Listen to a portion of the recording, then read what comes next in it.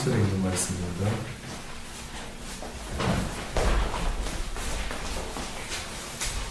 하나님의 말씀은 출애굽기 20장 1절로 17절에 있는 말씀까지 한 절씩 교독하도록 하십니다. 제가 먼저 1절의 말씀부터 공부합니다. 하나님이 이 모든 말씀으로 일러 가라사대 너는 너를 내가 종되었던 집에서 인도하여낸 너의 하나님 여호와라. 너는 나 외에는 다른 신들을 내게 있게 말지니라. 너를 위하여 새긴 우상을 만들지 말고 또 위로 하늘에 있는 것이나 아래로 땅에 있는 것이나 땅 아래 물속에 있는 것에 아무리 우상이 만들지 말며 그것들에게 절하지 말며 그것들을 섬기지 말라. 나 여호와 너의 하나님은 질투하는 하나님인즉 나를 미워하는 자의 죄를 갚되 아비로부터 아들에게로 3, 4대까지 이르게 하거니와 나를 사랑하고 내 계명을 지키는 자에게는 천대까지 은혜를 베푸니라. 너는 너의 하나님 여호와의 이름을 망령되이 일컫지 말라. 나 여호와는 나의 이름을 망령되이 일컫는 자를 죄 없다 하지 아니하리라. 안식일을 기억하여 거룩히 지키라. 엿새 동안은 힘써 내 모든 일을 행할 것이나 주의 주를 하나님 여호와의 안식일인즉 너나 내 아들이나 내 딸이나 내 남편이나 내 여종이나 내 육주이나 내 누나를 유하는 일이라도 아무 일도 하지 말라. 이는 엿새 동안에 나 여호와가 하늘과 땅과 바다와 그 가운데 모든 것을 만들고 제7일에 쉬었습니다. 그러므로 나 여호와가 안식일을 복되게 하여 그날을 거룩하게 하였느니라. 네 부모를 공경하라. 그리하면 너의 하나님 나 여호와가 네게 준 땅에서 내 생명이 길리라. 살인하지 말지니라. 하나님하지 말지니라. 도둑질하지 말지니라. 내 이웃에 대하여 거짓말하지 다 말지니라. 같이 동동합니다. 내 이웃의 집을 탐내지 말지니라. 내 이웃의 아내나 그의 남동이나 그의 여종이나 그의 소나 그의 남이나 주 내 이웃의 소유를 탐내지 말지니라. 아멘. 이런 하나님의 말씀입니다. 오늘 이 십계명을 주신 하나님이 첫 번째로 선포하셨던 그 서두의 말씀이 뭐냐면요, 나는 너를 애굽 땅 종되었던 집에서 인도하여 낸 너의 하나님 여호와라라고 먼저 선포를 하십니다. 성경에서 애굽이라고 하는 것은요, 한마디로 하나님이 통치하지 않는 나라, 결국 이 시대를 말을 한다면은 이 시대의 이 세상의 임금인 사다리가 통치하고 있는 이 나라, 꼭 저희와 같은 나라를 이야기하고 있는 것입니다.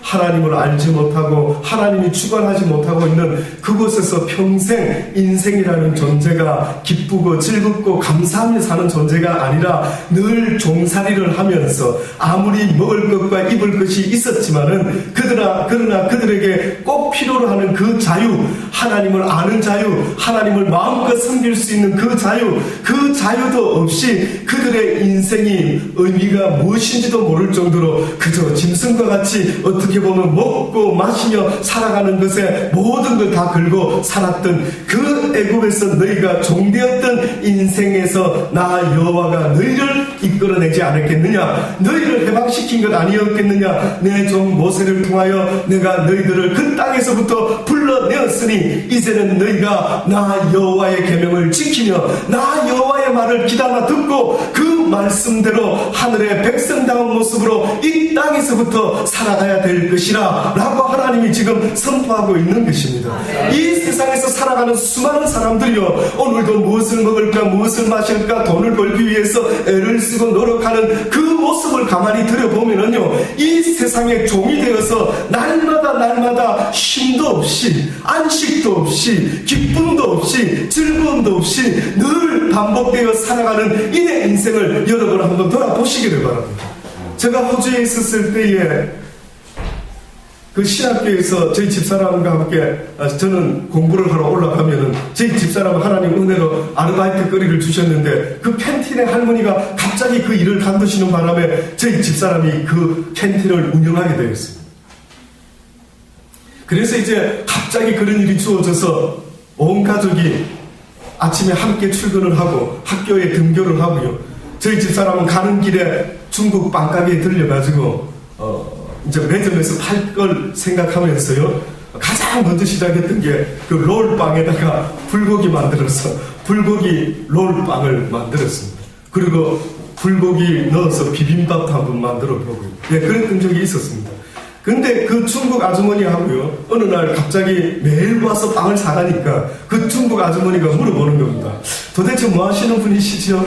갑자기 언젠가부터 매일 아침에 빵을 꼭 적당량을 집에서 먹기는 좀 많은 듯한 그 양을 사가는 겁니다. 그랬더니 그 중국 가게 아주머니가 저희 집사람한테 물어보는 겁니다. 뭐 하시는 분인데 빵을 이렇게 집에서 먹는 건 아닌 것 같고. 그래서 이야기를 합니다. 예, 학교 일을 하게 되어가지고요, 학교 매점에서 이렇게 한번 팔아보려고 한번 시작을 합니다 라고 했더니 아, 그러세요, 참 좋겠네요 이러는 겁니다.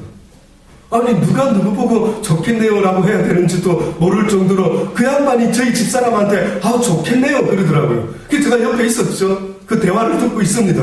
뭐 때문에 이 중국 아주머니가, 우리가 볼 때는 본인은 매일 이 아주 스트라스필드라고 하는 그 가까운 그 아주 정류소 있는 지하철이 있는 가까운 데 자리를 잡고 있는 쇼업이기 때문에 사람이 늘 왕래가 많거든요.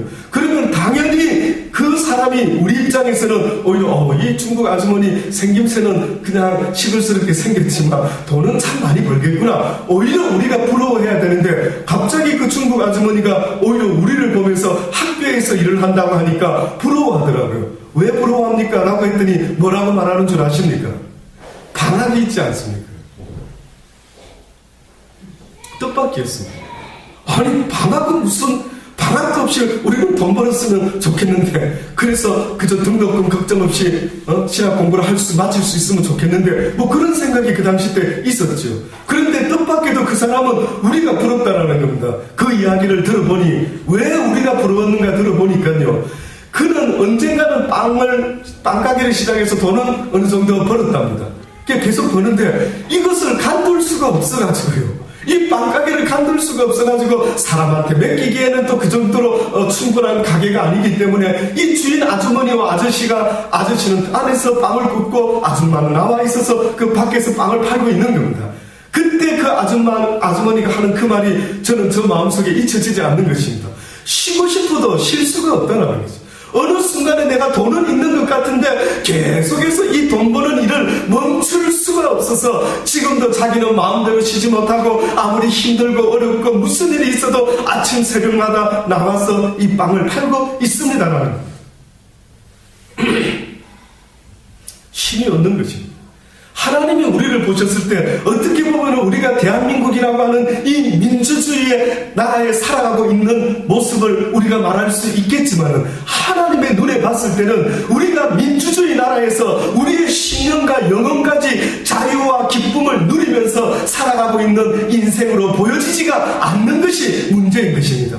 그러니 하나님은 오늘도 우리에게 말씀하는 것 아니겠습니까? 이스라엘 백성들이 애굽 땅에서 400여 년 동안 종살이를 하고 있었을 때에 하나님께서 모세라고 하는 그의 종을 보내어 그들로부터 자유함을 주었던 것처럼, 오늘 이 시대를 살아가는 우리에게 비록 애굽이 아닌 대한민국에 살아가고 있지만은 하나님께서 뭐라 말씀하는 줄 아십니까? 수고하고 무거운 인생 짐을 지고 하루도 참 평안과 참 기쁨과 참 즐거움을 누리지 못하고 있는 힘들고 어려워하는 불쌍한 인생들아, 내가 너희들을 부르노라. 누구든지 힘든 인생들은 다 내게로 나오라라고, 내게로 나오라고. 지금도 오늘 이 시대에도 저 같은 종들을 통해서 하나님은 급포산동이든 대연동이든 사상이든 김해든 어느 곳에든 하나님께서 보내는 그곳에 주의 종들이 지금도 가서 그곳에서 한두 사람이 모여 있을지라도 외쳐라고 하는 그 말씀이 바로 이 말씀인 것 아니겠습니까? 아멘. 외쳐주라는 것입니다. 어느 때는 저도 아버지, 저들이 알까요? 저들이 이 말이 무슨 말인 줄 알 수 있을까요? 가서 외쳐라. 그들이 듣든지 아니 듣든지 그것은 네가 상관할 바가 없으니 너는 가서 외쳐라. 나 만군의 여호와의 뜻이 무엇인지 모든 백성들에게 전해 주어라라고 오늘 이 시간에도 이렇게 전하고 있는 것 아니겠습니까? 아멘. 이 음성에, 이 부르심에 응답할 수 있는 저와 여러분이 되기를 간절히 주의 이름으로 축원합니다. 응답하시기를 바랍니다. 그래서 이 세상이 줄 수 없는 것이 있다는 것입니다. 내가 열심히 땀 흘려 일하면 세상이 나에게 줄 수 있는 것이 있죠. 뭔지 아십니까? 돈입니다. 세상이 나한테 줄 수 있는 것, 땀을 흘리고 일하면 줄 수 있는 것 돈 맞습니다. 그런데 혹시 아십니까? 아무리 이 돈이 많이 있을지라도 이 돈으로 살 수 있는 것이 있고 사지 못하는 것이 있다는 사실 아십니까? 혹시나 이 물질을 가지고 좋은 집도 사고 좋은 차도 사고 편안한 생활을 만들어낼 수 있을지는 모릅니다. 그러나 여러분, 내 마음에 참 기쁨과 감사와 즐거움과 행복과 평안이라고 하는 것은 결단코 돈으로 살 수 있는 것이 아니라는 사실 잊지 마십시오. 그래서 하나님께서 뭐라고 말씀하는 줄 아십니까? 인생들아 너희가 내게 나오지 아니하면 너희 심령에 너희 영혼에 참 평안함을 너희가 맛볼 수가 없는 것이라. 세상 어느 곳에서 얻을 수 있는 것이 아니라 누구든지 나에게 나오지 아니하면 세상이 줄 수 없는 그것을 내가 너희들에게 줄 수 있는데 그것은 바로 평안이다. 그게 바로 평안이다. 그래서 유대인들이요 보면은 인사할 때 뭐라고 인사합니까? 샬롬. 무슨 뜻인 줄 아십니까? 평안이 있기를. 예, 평안하기를. 우리는 안녕 이렇게 하지만 어떤 면에서 안녕이 좋은 뜻은 아닙니다. 우리 민족이 하도 약해가지고요, 하도 온갖 전쟁과 온갖 어려움이 있는 민족이다 보니까 밤사이에 무슨 일이 일어나는 겁니다. 밤사이에. 그래서 아이고 지난밤에 안녕하셨습니까? 밤새 지체 무강하셨습니까? 라고 하는 그 인사의 의미는 이 밤사이에 지도새도 모르게 막 공산주의자들이 또 무슨 일제 침략 속에서 막 이런 어려운 일들을 겪다 보니까요, 밤새 안녕하셨습니까? 라고 안녕을 기원하는데 그것은 원체 어려움이 많았기 때문에 그런 인사가 생겨났던 것입니다. 예수님께서 십자가에 달려 돌아가시고 나서 부활하신 이후에 첫 번째로 제자들에게 나타나셨을 때 그들에게 비워주었던 인사말이 무엇인 줄 아십니까? 평안하뇨. 평안하뇨. 너희 심령에 평안이 있느뇨. 거울을 볼 때마다 여러분 얼굴을 한번 보시기 바랍니다. 여러분 얼굴에 그리스도께서 주시는 그 평안이 늘 머물러 있는지를 한번 보십시오. 평안하고 싶습니다. 저도 하루를 살더라도, 한 시간을 살더라도 내가 참 기쁨과 즐거움 속에서 하루를 하나님 앞에 기뻐하며 즐거워하는 모습으로 살아가기를 원하는 것, 이것도 저의 소원입니다. 단 한순간만입니다. 제가 한국에 온 지 얼마 되지 않습니다. 갑자기 하나님 이곳에 보내셔서 이 물된 동산교회를 설립한 지가 지금 한 석 달, 넉 달 되었습니다. 석 달, 넉 달 됐습니까? 와서 처음에는요, 저희 누님댁에 수영로 쪽에 거하면서 이 구폭교회를 오게 됐을 때에 지하철을 타는데요, 호주에는 지하철이 그 의자로 되어 있습니다. 예를 들어서 서로 마주 볼 수 없도록 되어 있습니다.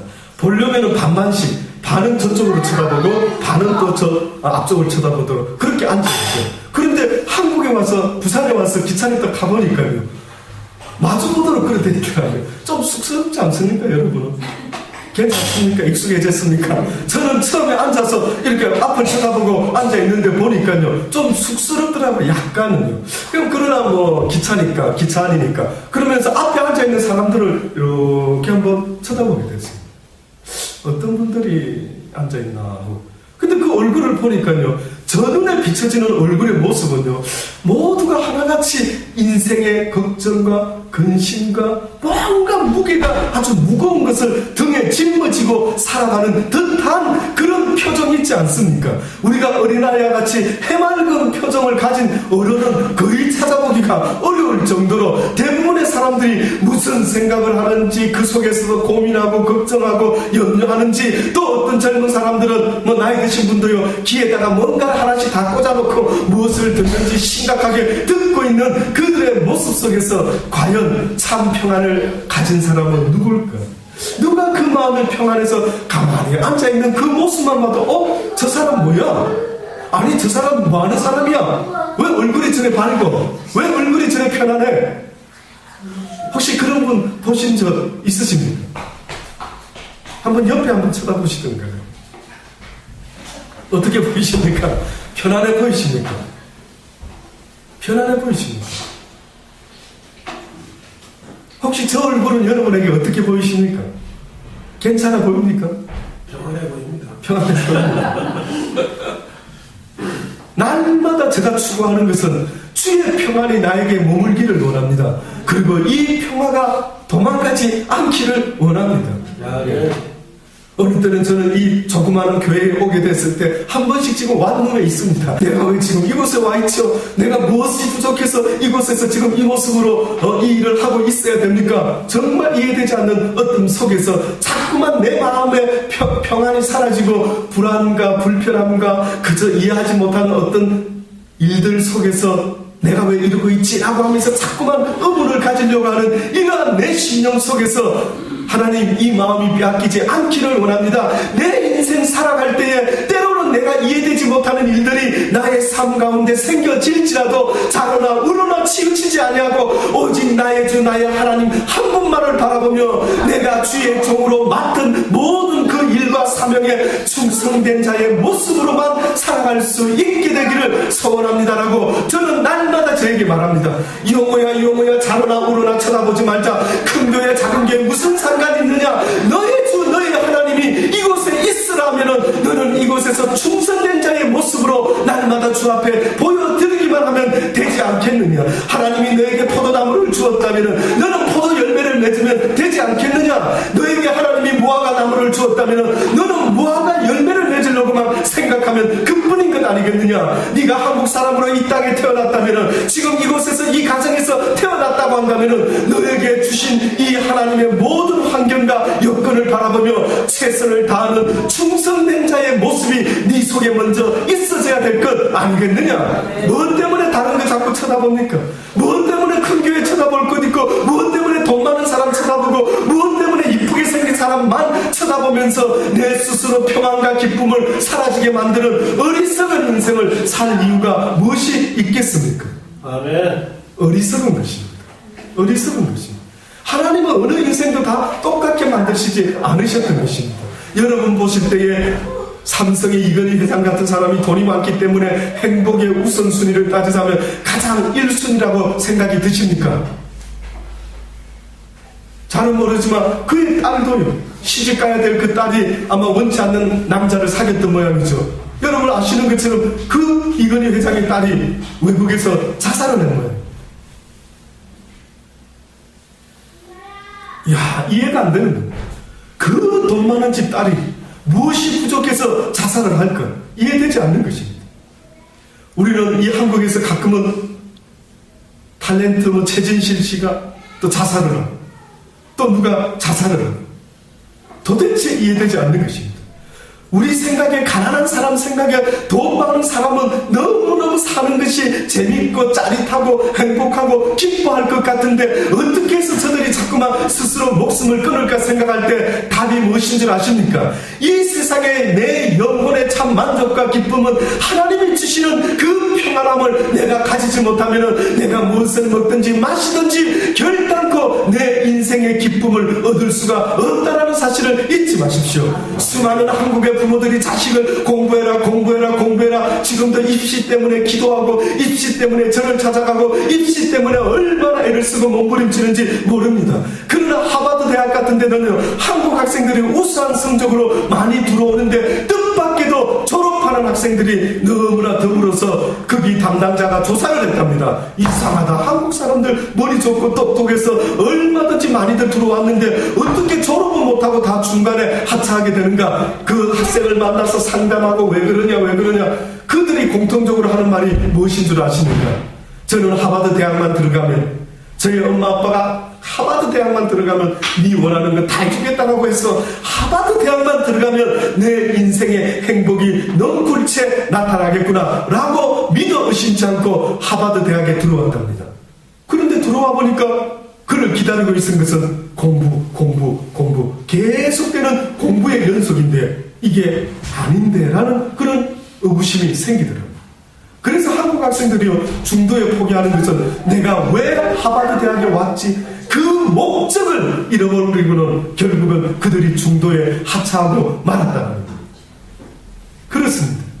우리가 공부하는 것도, 우리가 먹고 살아가는 것도 궁극적인 구체적인 목적이 있어야 되는데 성경은 우리에게 듣거나 말거나 분명히 선포하는 말씀이 있는데 여러분 무엇인 줄 아십니까? 내가 오늘날 이 백성을 지은 것은 나의 영광을 위함이라.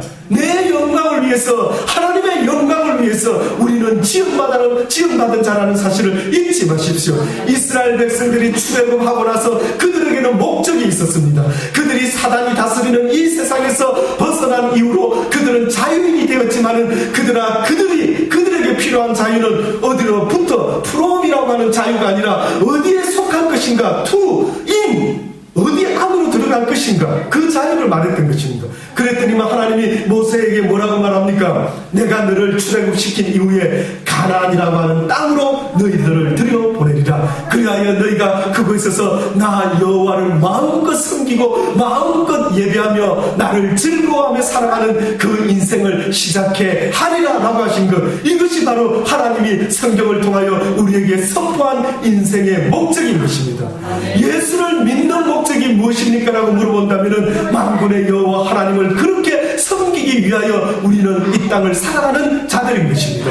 하나님을 섬긴다라는 것이 무엇입니까? 그냥 예배만 드리면 되는 것이 하나님을 섬기는 것이라 생각하십니까? 아닙니다. 이제는 너희가 나에게 나올 때에 짐승으로 죽은 제물로 나에게 나오지 말고, 너희들이 나에게 나올 때에 헌금만 가지고 돈만 가지고 나오지 말고 무엇을 가지고 나오라고 하시는 줄 아십니까? 나는 너희의 인생을 원한다. 너희가 산재물이 되어서 나에게 바쳐지기를 나는 원한다는 것입니다. 여러분과 저의 삶이 예수 믿는 그 순간부터 어떻게 바뀌어져야 되느냐면, 그전에는 나의 뜻대로, 나의 힘대로, 내 생각대로, 나의 노하우를 가지고 이 세상을 살았다고 한다면 이제 이 순간에는 하나님의 뜻대로만 살아가기를 원합니다. 비록 내가 이 조그마한 교회의 목사로 이곳에 부름을 받았다면, 하나님의 뜻이 그걸 한다면, 하나님의 뜻이 나의 연약함이라 한다면, 하나님의 뜻이 내가 이 땅에서 가난한 자의 모습으로 살아야 되는 것이라고 한다면, 하나님의 선하신 뜻이 거지 나사로에게 이루어졌던 것처럼 오늘 이 시대를 살아가는 나에게도 이루어지기를 원합니다. 거지 나사로는 한 것이 없는데, 거지 나사로는 어떻게 보면 부자에게 저는 가난한 나와 다른 거지도 살아가는구나, 그것을 보여주시니까 이 거지의 역할은 별거 없는 것 같았습니다. 그러나 거지 나사로의 역할이 있었다면 그 부자에게 있어서만큼은 하나님께서 그 부자에게 네가 거지 나사로를 볼 때마다 얼마나 감사하고 얼마나 기뻐해야 되는지를 잊지 마라. 나사로는 한 것 아무것도 없습니다. 그래서 신학교에 다녀보면 교수들이 말 안 하는 것 중에, 그냥 생각 쑥 지나가는, 읽고 마는 것 중에 뭔 줄 아십니까? 왜 거지 나사로는 죽었는데 아브라함 품에 안기고, 왜 부자가 뭘 잘못했길래 죽어서 음부에 내려갔습니까? 왜 그의 인생 끝이 그렇게 달라지고 나갔습니까? 그랬을 때 성경에는 써놓지 않았습니다. 그 이유를. 그런데 성경은 무엇을 말하고 있습니까? 아브라함이 부자야? 목마르냐? 예, 목마릅니다, 아브라함님. 제발 저 나사로 보고 좀 물을 찍어서 나에게 좀 주우라고 말해주십시오 라고 이야기했을 때에, 얘야, 너는 이 땅에 있을 때 좋은 거 먹고 살지 않았느냐? 그런데 나사로는 가난한 자의 모습으로 이 땅에서 참 어렵게 살았단다. 그러니 그의 인생들이 끝나고 나서 하나님 앞에 공평한 것 아니겠느냐? 그는 이 땅에서 어려운 사람을 돌아보지 아니하고 자기 자신만을 위해서 먹고 마시고 살았으니, 그러나 이 거지 나사로는, 그는 비록 거지였지만 먹을 것을 남들이 주지 않으면 도무지 먹고 살아갈 수 없는 불쌍한 존재였지만 그는 도둑질하지 아니했단다. 그는 강도짓을 하지 아니했단다. 그는 비록 굶어서 죽을지라도 죽으면 죽으리라는 마음으로 그는 하나님 앞에서 결단코 도둑질하지 아니하고 굶어서 죽었다. 유대인들 가운데는 문명인이 없습니다. 아십니까? 유대인들은 태어나서부터 사는 날 동안 하나님이 살아계시다는 사실을 믿어 의심치 않고 살아가는 백성들, 이 백성이 바로 유대인들입니다. 그러니 나사로라고 해서 비록 거지로 살았다 해서 그가 하나님을 몰랐을 것 같습니까? 그렇지 않습니다. 그렇지 않습니다. 지금도 하나님은 우리에게 말씀하고 계시는 겁니다. 이제는 너희가 나를 믿는다라고 말하는 것은 이제는 너희의 뜻대로 사는 인생이 아니라 누구의 뜻대로 살아야 된다.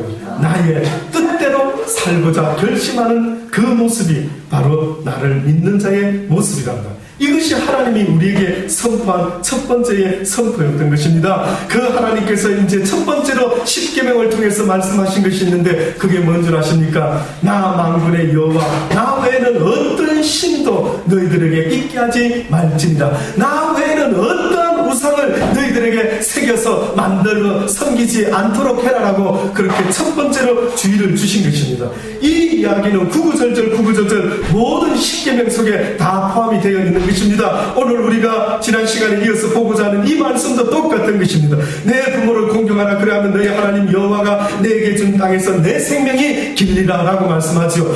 가장 먼저 인간들을 향한 계명이다라고 말하고는 있지만 사실은 인간들을 향한 계명만이 아니라 하나님과 항상 모든 계명이 연결되어 있다는 사실을 잊지 마십시오. 이 성경에서는 너의 부모를 공경하라라고 말하고 있지만 바울은 에베소서 6장에서 뭐라고 말하고 있느냐면 자녀들아 너의 부모를 주 안에서 순종하라. 이것이 옳으니라. 내 아버지와 어머니를 공경하라. 이것이 약속 있는 첫 계명이니 이는 내가 잘되고 땅에서 장수하리라 라고 말씀하고 있습니다. 다시 말해서 너의 부모를 주 안에서 순종하는 것, 주 안에서 순종하는 것이 가장 먼저가 되어야 된다. 너의 부모를 공경하라 했지만 그 부모가 너에게 도둑질을 가르치는 자가 있다면 그 부모가 아무리 너의 육신의 부모라 할지라도 그 부모가 가르쳐주는 도둑질은 배우지 말아라고 말씀하고 있는 것입니다. 하나님이 육신의 부모를 둔 것은 다시 말해서 이 땅의 모든 가족 제도와 모든 법들은 하늘나라의 오리지널 법의 그 그림자라고 하는 사실을 우리에게 언급하고 있는 것입니다. 잊지 마십시오. 하나님께서 우리를 향한 것만 같은 이 땅에서 꼭 필요로 하는 삶의 말씀인 것 같아 보이는 그 모습도 궁극적으로는 하나님의 나라에 가서 살아야 될 우리의 영원한 모습이라는 사실을 잊지 마시고 이 세상에서 하나님이 지금도 우리에게 말씀하고 있는 것과 같이 너희가 부모를 공경하되 주 안에서 먼저는 하나님의 말씀이 우선순위가 되어야 된다라고 말씀하고 있는 것입니다. 저도 호주에 지금 저희 아들 셋이나 있습니다. 놀라시지도 않으시네. 아들이 셋이나 있습니다. 얼마나 이 아이들 키울 때 힘들었는 줄 아십니까? 지금도 힘들고 뭐가 힘드냐고요. 어느 날 둘째 아들을 갖다가 2살 차이입니다. 지금 고등학교 이제 내년에 입시반에 있습니다. 이 녀석아 어떻게 네가 이렇게 할 수가 있어? 막 이야기를 했습니다. 둘째 아들이 그 이야기를 아빠의 부지런함을 한참 듣고 있다가 그 아들이 뭐라고 하는지 아십니까? 아빠, I can't understand. 아빠 말하는 게 잘 이해가 안 돼요. understand이 잘 안 돼요. 그럴 때 얼마나 답답했는 줄 아십니까? 와, 이걸 설명을 어떻게 하지? 이게 쉽지 않더라고요. 그 아이들을 키우는 거 결단코 쉽지 않더라고요. 목사니까 얼마나 우리 아이들에게 하나님의 말씀, 저는 잔소리는 딱 하나 합니다. 오늘 하나님 말씀 읽고 학교 가거라. 어렸을 때. 네. 계속해서 그 이야기를 합니다. 근데 얼마 전에 너무 기적 같은 소식이 들어가지고 얘가 고등학교 올라갈 때 아주 1등으로 올라갔는데 그 다음부터 공부를 안 하더라고요. 그러더니만 그저만 친구들하고 놀고 속에서 막 끌어올랐지만 또 참고 주여 도우소서. 하나님 말씀 꼭 읽으라. 아침에 학교 나갈 때 꼭 기도해라. 잠깐이라도 기도해라.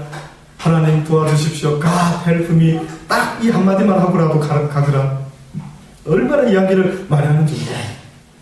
그 거의 포기했어요. 우리 한국의 경림이 보니까요. 우리 금요 기도 시간이나 이렇게 수요일날 밤에 보면은 우리 경림이가 지금 1이라 했죠. 세상에 고1 학생이 학교를 마치고 그 늦은 시간에 오더라고. 거의 10시 다 됐으니까 10시, 9시 때로 언젠가 들어보니까 너무너무 힘들어서 온 학생들이 짜고는 함께 쿠데타를 일으켜가 저녁에 자격학습을 안 하고 일찍 교회를 왔더라고요. 아유 웬일이야? 오늘 막 공부 너무 하기 싫어. 제가 잘했다 공부하기 싫을 때는 그냥 그럴 수도 있지. 그런 이야기를 했어요. 공부 하는데요. 저희 아이들에게도 어떻게 보면 이 아이들이 자라는 환경이 우리 때보다 좋은 것 같아 보이지만 저는 결단코 우리 아이들이 자라는 이 환경이 우리 때보다 더 낫다라고 보기가 너무 어려운 것은 그들의 마음을 뺏어가는 것들이 얼마나 많은지 모릅니다. 아시죠? 그래서 공부도 얼마나 큰 짐인지 모르는데 또 왜 이렇게 게임이 재미난 게 자꾸 나와가지고 게임을 하다 보면은 뭐 인터넷을 하다 보면 뭐 음악 듣다 보면 왜 우리나라의 이 케이팝이 우리 아들들도 어느 순간에 영어 팝송만 듣다가 어느 순간에 듣다 보면 어디서 내가 들어본 것도 같고 한데 보니까 케이팝을 듣고 있더라고. 그 정도로 대단한 거. 그러나 우리 아이들의 모습을 볼 때에는 온갖 마땅히 봐야 될 거는 보지 못하고 마땅히 들어야 될 이야기는 듣지 못하고 이 말씀을 증거하는 이 짧은 시간에